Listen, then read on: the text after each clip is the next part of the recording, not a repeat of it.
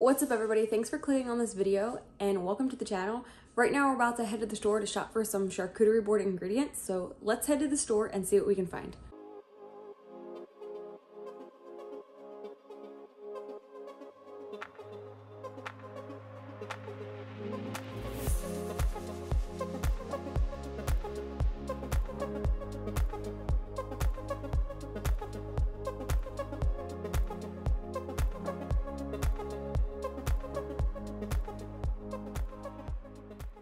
So today I'm going to be making a charcuterie board for the first time and I'm super excited. I've never made one before and I'm going to video it and show you guys and we're going to see how it goes. This is all the stuff that I'm going to be using.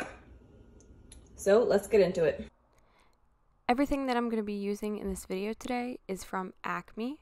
So first I have some salami and I'm just folding it in half 2 times to create a triangle. Then I'm making a salami river down the corner of the board.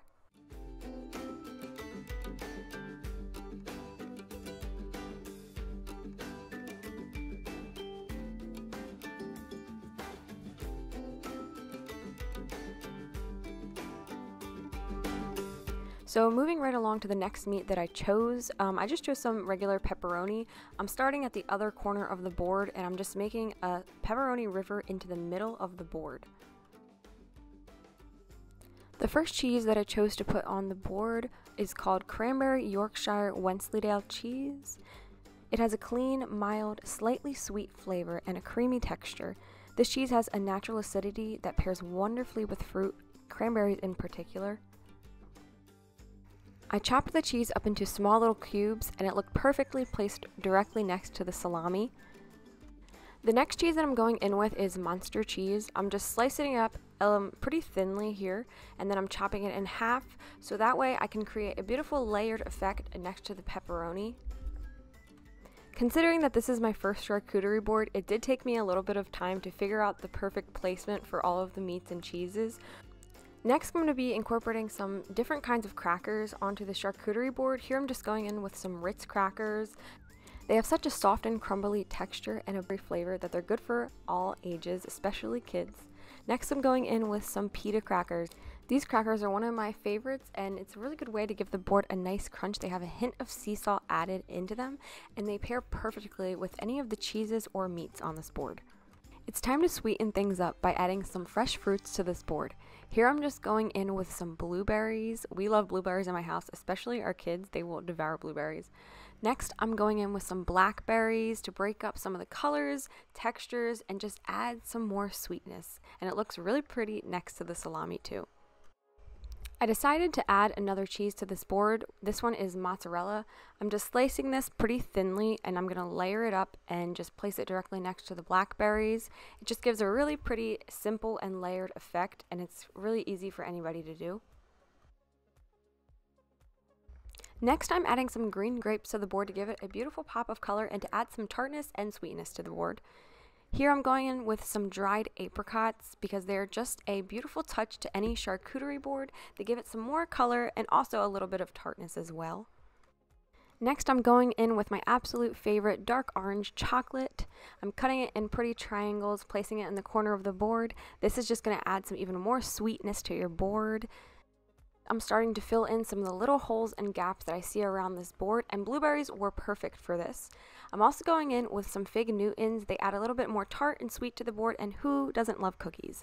We're adding some more apricots to just give it a little more color as well. And we can't forget the dark chocolate covered pretzels. They are the perfect touch to your first charcuterie board.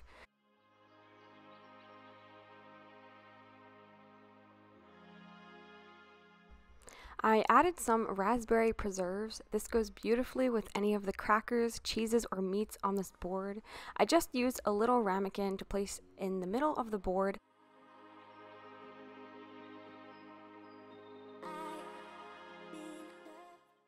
Here I was just looking at the board trying to figure out what I was going to add next, and I decided to add some more salami onto the board. I'm folding it in half 2 times again to create that triangle, and I'm going to be placing it right next to the pepperoni just to fill in some of the gaps and to add a little bit of extra meat. I'm placing them flat and I'm layering them one over the other just to give a beautiful layered effect.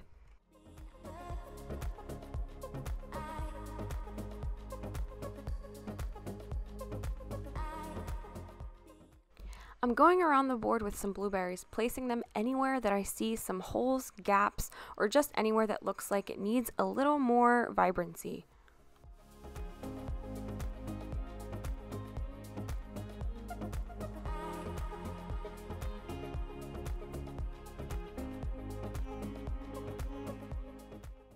And for the final touch on the charcuterie board, of course I had to go in with some more chocolate covered pretzels just to sweeten it up a bit more. This is the final result of my first charcuterie board, and I'm really happy with how it turned out considering that it was my first one.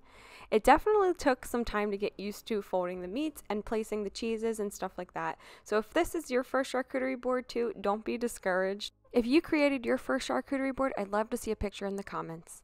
Alright guys, so I just finished making my first charcuterie board, and I'm super excited. I think it turned out pretty good for my first one. Let me know what you guys think in the comments down below, and if you guys have made charcuterie boards before, let me know some tips and tricks on how to like fold the meats differently.